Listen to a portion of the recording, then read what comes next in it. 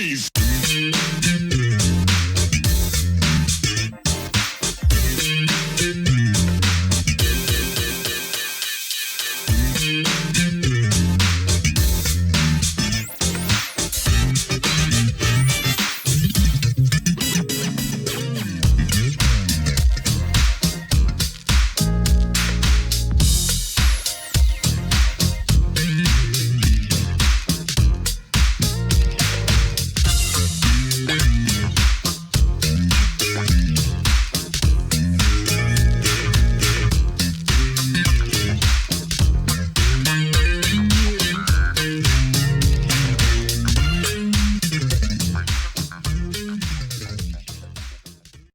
Welcome back to the next part of this Truth and Rhythm episode.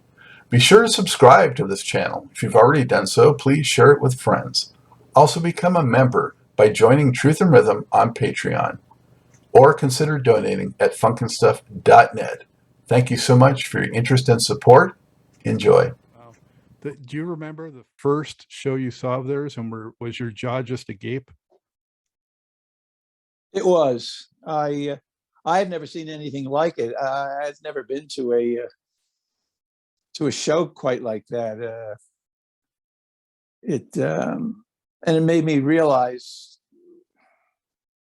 what a strong will George really has. I mean, his dominance over everything that had anything to do with, anything P-Funk or related to bands, and it was all him. It was all his. Very interesting, and we played some terrific shows. He played Woodstock '99 in front of 180,000 people with a walk-on by Bootsy. That was pretty amazing. So were you still associated with him up through that? Oh. Well, there's a gap in between. I mean, it just got so. We went on, hanging out with George, working with George can get pretty crazy, and I think it got to a point where we just wanted to walk away from each other. So we did. But then, maybe 14 or 15 years later, George was playing the Roxy Theater in West Hollywood. So I went down there, and when he heard I was in the audience, he ushered me backstage after the show. And that was the beginning of my reassociation with George when I became his manager. And then that Woodstock '99 performance was the result of that. So I had 2 or 3 different periods of working with George, which lasted anywhere from 2 to 4 to 5 years each. But on that last one, it got even so batshit crazy, even for me, that I had simply had enough. It just got too crazy. So when did it come to its conclusion? I guess in the late '90s. So right around the Woodstock time. Oh yeah, so Woodstock was not. Yeah, maybe a year after that, so maybe 2000. But by then I had other bands I was working with. Living Color, a lot less easier to deal with. That's for damn sure. I worked with Mother's Finest. Mm-hmm. I'm trying to think of some. Well, I ended up ironically managing Vanilla Fudge for a few years after all of that.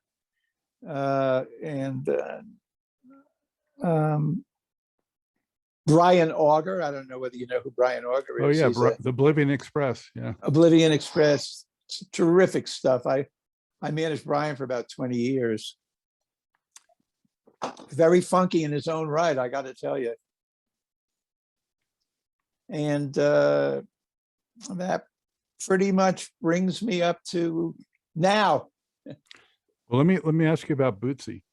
What was your first impression of him, and how much of the persona was the actual William Collins, do you think? Bootsy is a very complicated character. He, I realized that, there was a band called Kiddo in between all of this too, with Donnie Sterling. In fact, Michael Hampton was Kiddo's guitar player. So there were other areas that sort of overlapped a little too. That was A&M Records, I believe. So you had A&M another Records, level. yep. I had a buddy there, Tom Vickers, who worked for A&M Records, and he helped get me that deal. And Okay, Tom's been on the show. Good guy. terrific guy. He's one of my very closest friends. He helped me get that deal, and we worked closely with Gerald Busby, who was the head of black music at A&M at that time, who went on to become president of Motown. What is it? Motown, right? Yes, thank you. Motown. My impression of Bootsy was that he was a superstar. He was really, you could see he's just a really charismatic type of artist that you just couldn't take your eyes off of him. He's sort of a shy, reserved guy. You ever notice sometimes these shy, reserved guys, when they're on stage, they're the complete opposite. They live for that moment. I talk about, there's a prologue to my book, which opens up at Woodstock 99, as a matter of fact. And George is playing in front of this massive crowd. And there's about 10 minutes left in the set. So the orange light goes on to tell the band you got 10 minutes left, And there's Bootsy behind the stack of amps, hiding behind a prop, fiddling with his amp, with his rig. And I'm going, God, get out there. You're going to miss the moment. And just when I'm about to really lose it, he looks over at me, gives me a wink, nods to his tech guy, kicks the prop out of the way. And there he is standing there. And the crowd goes absolutely nuts. And he sort of looks around and looks at the audience, gives him that big, toothy smile of his. And then he funk walks his way to the front of the stage. And the crowd is just going nuts at this point, right? And pretending to be completely oblivious to the enormity of this incredible moment, he leans his 6.5-foot frame into the microphone and goes, what's happening, y'all? And the crowd just goes berserk. And I said to myself, my God, what an entrance. What was I worried about? That was a great moment. That was a really good moment. David, I saw the Rubber Band in '78 at the LA Forum as a headliner, and that show was just mind-blowing. They were so tight, and he was so charismatic. Yeah, he really was. And he had a bunch of great musicians. He had Fred Wesley, Maceo Parker, what was that? Rick Wakeman, I think it was his name. Rick Gardner? Rick Gardner, yeah.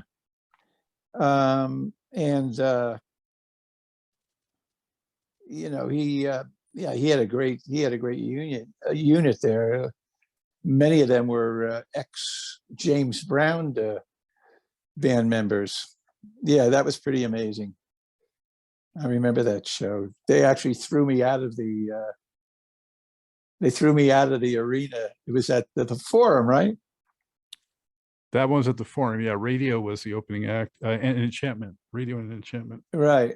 Yeah, I actually was the agent for that gig, and I got into a fight with the promoter, and they ended up got the security to throw me out. And Claire Rothman, who was a friend of mine, who actually was the arena manager, came outside and brought me back in and got a couple of security guys to stand by me so that the promoter couldn't throw me out again. Wow. Lots of fun. Sounds like you needed Shep on that one. You're right. So there's lots and lots of stories, and I hope people are interested in checking out the book. They could go to rockandrollwarrior.com and they could order the book from there. It's a pre-order link. The book won't be out for another month or two, but if anybody orders at rockandrollwarrior.com, they can get an autographed copy. Nice. What inspired you to do the book after all this time? I had all of these stories and adventures. And, I mean, there's a lot I haven't mentioned on the show. I was also Sheila E's manager for a while, and was on the Purple Rain tour with her and Prince, and got to know Prince a little bit. That was pretty interesting. It was interesting talk about another guy who's shy off stage and then crazy charismatic on stage. I know, it's really unbelievable. I always talk about, I compare him with Alice Cooper on a couple of different levels. Alice was almost a complete, Alice, like I say, he played golf with Perry Como. He loved going on Hollywood squares. Prince avoided those kinds of situations like it was the plague. And he ruled out of fear. Prince ruled out of fear. He just kept everybody, on their toes, and didn't, gave everybody a hard time, quite frankly. I can't complain. He was very nice to me. Maybe it was because I was older than most of the people in his inner circle, and he knew of my association with George Clinton, somebody he really idolized, and my history with Alice Cooper. So I suppose he didn't want to come off looking like a jerk to me, which is kind of cool, because that he would. I think it's kind of cool that Prince would even care what I thought of him, but apparently he did. And he ruled out of fear. Alice Cooper ruled out of love. I mean, nobody ever wanted to disappoint the guy, so everybody worked very, very hard for him to make sure nothing went wrong. They simply loved the guy. And that was kind of the difference between Alice Cooper and Prince. But I like Prince. He's certainly was one of the most talented human beings I've ever met. It was fascinating to watch him work. And Sheila too. Sheila's incredibly, most people think of her as a percussionist, but she can play several other instruments, including a hell of a saxophone player. So in my career, I've gotten to work with some really incredibly talented people. Yeah. Was there anything in particular that you ever saw Prince do that just really was kind of mind-blowing creatively?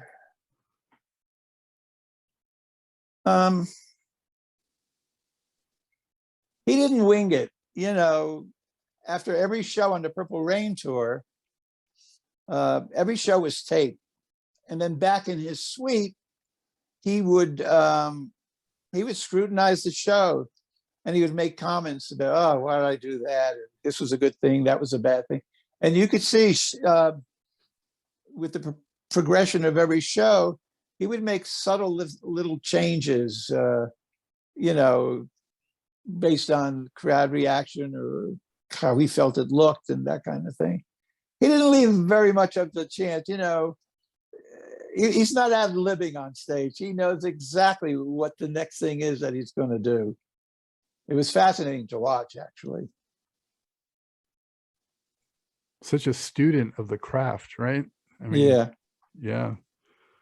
During your time with Clinton and Bootsy and all those guys, did you work much with guys like Archie Ivy? You mentioned Tom, but Archie has been on the show. Jim Kellen's been on the show.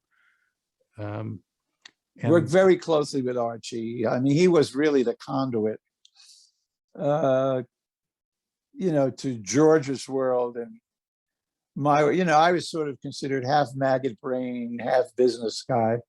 Archie was more 65% maggot brain, 35% business guy. But Archie was a really bright guy who was always deeply concerned about preserving the integrity of who George Clinton was. I liked Archie.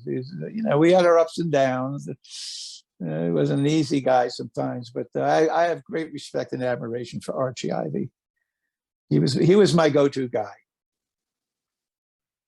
Were you surprised when the whole thing kind of unraveled in the early 80s, or did you think it was inevitable for P-Funk?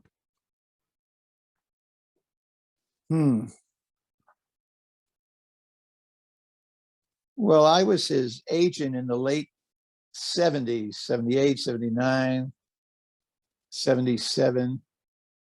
Those are very formidable years for him. He was selling out arenas all over the country.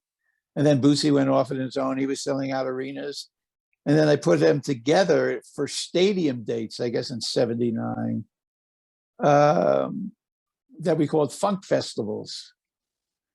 And there were other bands that we would add to the lineup: Taste of Honey, Rick James, even Prince for the LA show, believe it or not. He wasn't very well known then, but it was easy to see that he was something special. But right after, I guess you were out of that picture, like 81, right around there, it really unraveled, you know? And from the outside, it was kind of shocking how quickly it sort of came unglued after such an empire had been built up so quickly of P-Funk. Well, it was inevitable, at least from my perspective. I could see that just the way things were run from a business point of view, it simply wasn't sustainable. There were a lot of drugs. There were a lot of crazy hustles going on. The way George handled money. I mean, he was fortunate. There was always money coming in because he was so prolific on so many levels, but it wasn't run like a business in almost any sense. So you knew at some point something was going to happen. Buy the book, see all the inside stories. Absolutely. In 83, I saw their show at the Beverly Theater, and similar to what you mentioned about Bootsy, he came out just for a very small segment of the show doing body slam, and the roof just blew off that theater with excitement when he came out just for that. Yeah. You know, I remember that show. It was and Bootsy and George, they had sort of a hot and cold relationship, that's for sure. George liked to keep everybody under his thumb, but there were certain people that he simply couldn't. Bootsy was one of them. What's his name? What was his name? Roger Troutman. Roger Troutman, yeah. That was another one. He wasn't going to take any crap from George, whereas almost everybody else took all the crap George would hand out to them, you know. But there were a few that wouldn't and didn't. Maceo Parker is another one. They weren't going to let that happen. Did you have much interaction with Bernie Worrell? Yeah, I love Bernie. He was a fascinating character. He was incredibly talented. He was another one that had trouble remaining under George's auspices, you know. But he did more so than, let's say, Roger Troutman, because he saw the value of George, and he also did some songwriting with George. And but Bernie, Bernie played with the what's the name of the band? Talking Heads. Talking Heads. Thank you. You must not be as old as I am, because I sort of forget things. I sort of forget things along the way. As soon as you mention it, I go, "Oh yeah, that's right."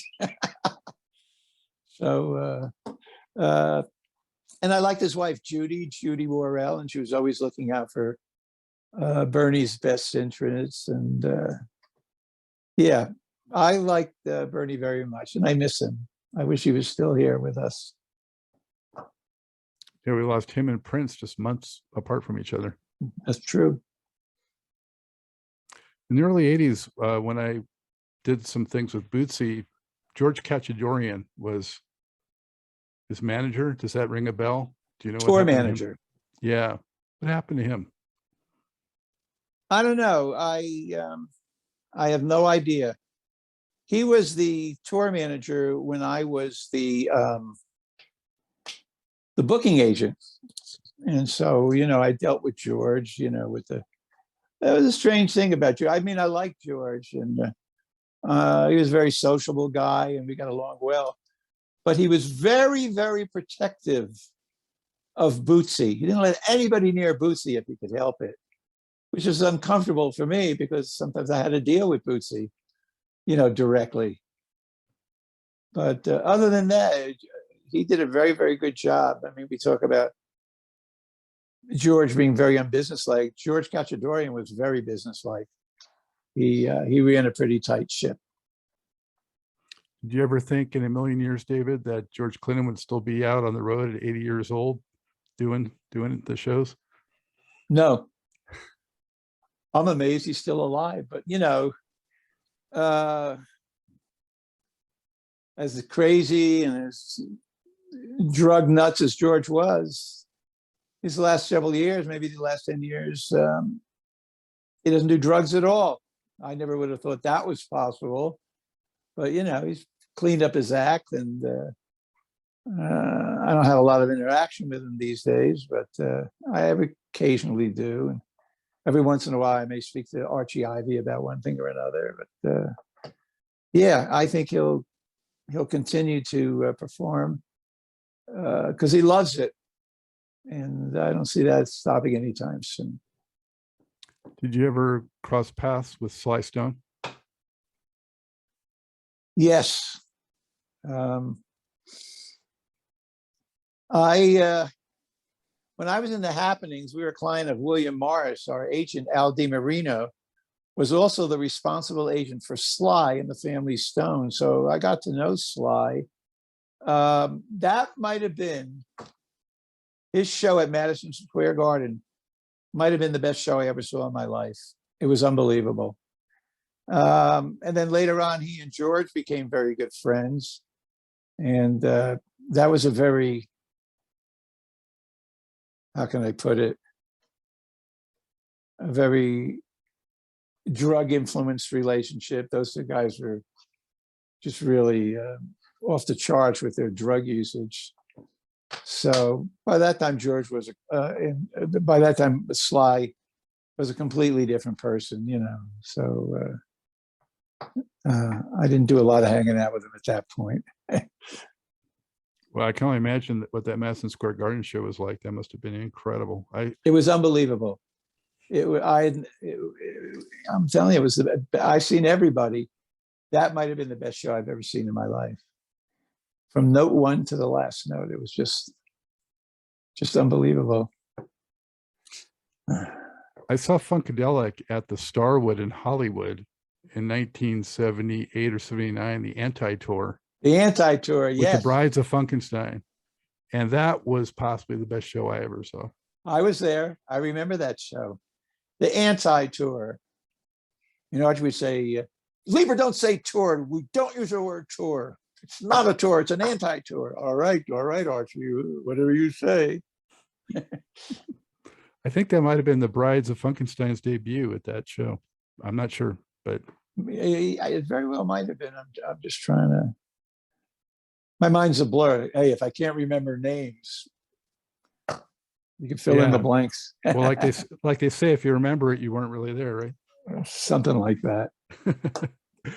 What about just a word or two on Living Color? So, I've seen them several times, going back to 1989, and Vernon Reid, incredible talent. Is there anything about Living Color that you could share?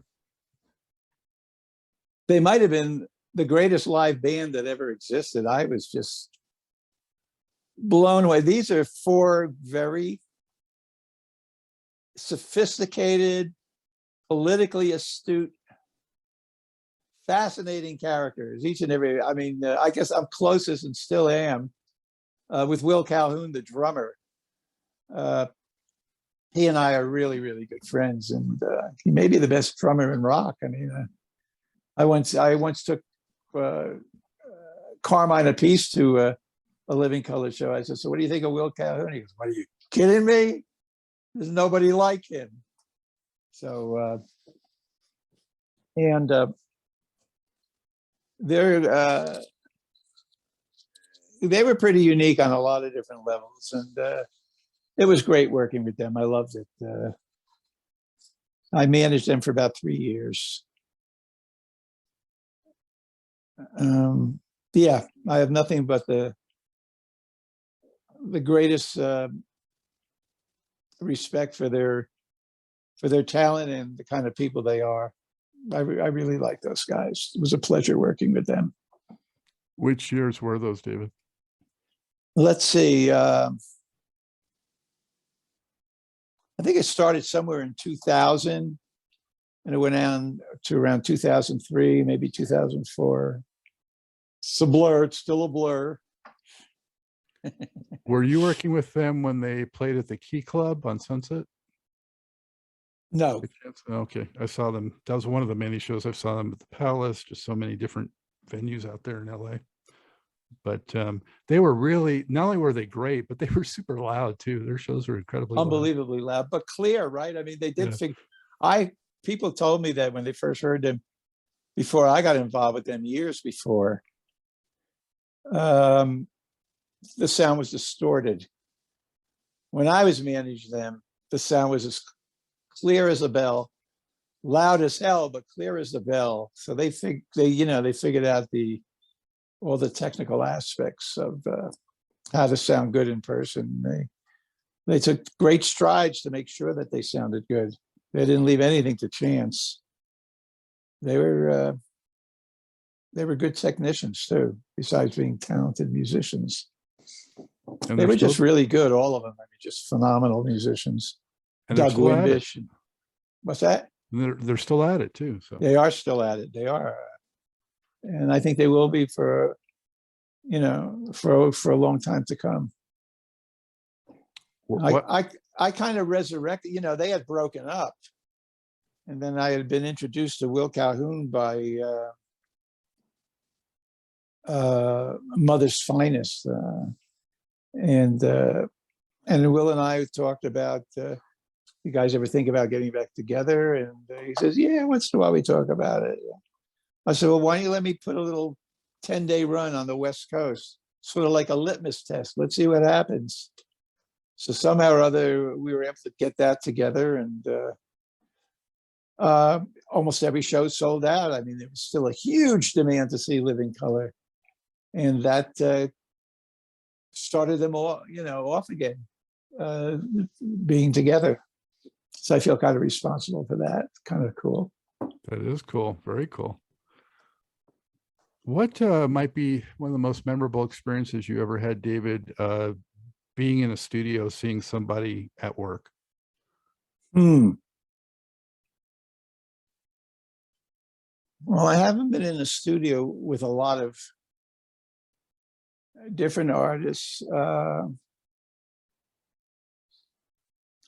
Well, I was in the studio when Mick Jagger was doing his solo album in LA for a couple of songs, because he was using Will and Doug Wimbish as musicians, as session musicians. And I often wonder, how does Mick Jagger, after all he's accomplished and all that he's been, how does he maintain the same amount of enthusiasm, or does he, when he's in the studio recording his umpteenth album? And the answer is, I was blown away by his focus and his, I could see that he was loving it. He loves what he does. I mean, it's obvious he loves being on stage, but I could also see that he loves the recording process as well. He put everything he had into it. I mean, he was even doing while he was singing his, his vocals. That was pretty impressive. That's pretty great. And from what I understand, just months ago, they were on tour and he's keeping it up for 2 hours on stage still at 78 or whatever he is. Just incredible how he does it. Wow. And, you know, we talked about George Clinton still doing it. Keith Richards still being at it. It's pretty amazing too. Well, according to science, he's clinically dead, so I'm not sure that counts. One more question I want to ask you was, why do you think Kiddo came to its end with A&M? What happened there? They just failed to step up for that group, or what? No, the first single was a smash. Try My Lovin', Try My Lovin'. It was a top 10 R&B hit. I think it got up to #1 on the R&B stations in LA. I guess Gerald Busby and I have to take the blame for the demise of Kiddo, because there was the second single, the follow-up single, was a sort of generic sounding, sort of like the last one kind of single. That was a hit. And we failed for some reason or other to interpret the data correctly, which told us that Thinking About Your Charms, which is sort of a ballad, would have been a #1 record if we had released it. But we didn't. We released the other one, and that was pretty much the end of Kiddo. Listen, there's very few second chances in the music business. And that was pretty much the end of Kiddo. Well, look, David, I really appreciate the time. And why don't you go ahead and promote the book one more time? Where can people get it? And you said it's going to be out probably by end of April. Yeah, you can pre-order it right now. If you go to www.rockandrollwarrior, that's one big word, rockandrollwarrior.com. And you could buy a book, and it'll be autographed by me. And then I guess end of April, beginning of May, it'll hit everywhere, you know, and it'll be officially released. But you can still get the book right now if you pre-order it on rockandrollwarrior.com, or go to Sunset Boulevard Books, Sunset Boulevard Records, the publisher. But it's easy to remember rockandrollwarrior.com, I think, because the name of the book is Rock and Roll Warrior. And I think anybody who's a George Clinton fan, P-Funk fan, Bootsy, I think you get a big kick out of it, because there's a lot of cool stuff inside the book. So hopefully you'll get your copy. Outstanding. Really looking forward to it. Best of luck with it. Thank you so much for sharing your stories, and hopefully, you know, you'll achieve success with that. And what are you doing? Anything else to keep busy, or are you just kind of? Well, ever since I'm sort of semi-retired, which gave me the opportunity to write that book, no simple undertaking as I look at it in retrospect. A lot of my time today is taking up as an animal rights activist. I'm involved with a lot of different organizations and shelters in our quest for finding foster or permanent homes for adoptable dogs. You know, there's a big need out there for that. I personally have 3 dogs right now that I rescued. That the love I get from these dogs and how I feel about them is immeasurable. It's so that's kind of, and this is a good place to be out here in the high desert. You know, with the dogs, I have a huge backyard, sort of their turf more than it is mine. There's a big doggy door, so they can go in and out as they please. So I spend a lot of time doing that kind of things. If anybody goes to my Facebook page, they'll see, besides all the George Clinton and Alice Cooper stuff, there's I will post from time to time dogs looking for homes. So that's how a lot of my time is expended these days. Of course, George Clinton very into dogs also with Atomic Dog, and then he did a bunch of kind of sequels to Atomic Dog. So Wow, wow, wow, yippee-oh, yippee-yay. before I let you go, David, I got to ask you about some of those records on the wall, if I could. I think I can see on the one side, it looks like Bootsy Player of the Year. Is that right? Yep. There's a lot of George Clinton, Bootsy, Vanilla Fudge, Alice Cooper. What else we got up here? Living Color, Funkadelic. Yeah, let's hope I don't have to smelt them down someday, Scott. Oh, very cool. All right, outstanding. Good to get to know you better. And I will, of course, let you know when this is posting, and you can share it how you please. So, but I look forward to seeing the book. Thank you very much, Scott. It's been a pleasure. Been a lot of fun. Enjoyed it. Okay. I hope you enjoyed this episode of Truth in Rhythm. A big thank you goes out to our guest as well as to you, the viewer and listener.